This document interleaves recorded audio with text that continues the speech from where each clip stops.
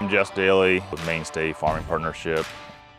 Oversee pretty much all the day-to-day planning and business development of our operation, and we're currently growing 100% non-GMO corn, usually food grade, and soybeans, organic crops, and popcorn, and trying to grow in those niche markets. We have been through 5 vertical tillage machines in the last 13 years. We figured up.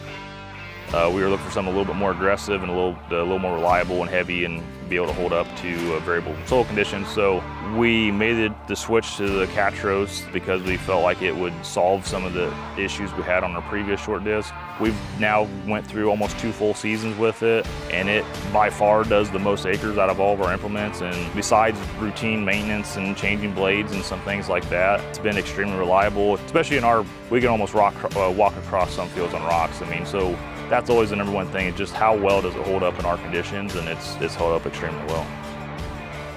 Obviously we're pretty level here, but we do have farms with a lot of contour and a lot of hills and some waterways and stuff, and you start getting into those variable conditions and steep inclines. Having that tool that can adjust, almost instantly, since it essentially kind of floats or contours the ground, versus something that's more rigid and can gouge or dig in or kind of make a mess in some of those changing conditions. The ability to adjust the disc depth on the fly has been nice, because we have such variable soil conditions where we go from either high organic muck ground or heavy high CEC clay to below sand, beach sand, on the same pass. And so being able to adjust that without having to get out of the cab and do calibrations or anything like that, I mean, they can adjust all that on the fly and still get optimal performance of it.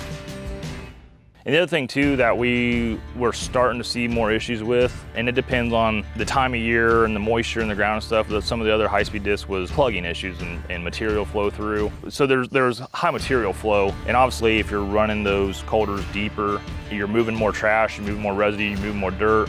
On other high-speed discs, everything is getting lower, so you're consolidating that area for all that mixing to go through. And the Catros, that stays the same. In fact, actually, the frame stays there, and your row units get deeper, your disc blades get deeper, so your room is actually increasing. So as for plugging, it's largely non-existent. We can still catch rocks and some other stuff, but it's largely taking care of the plugging issues that we were fighting before too because of that.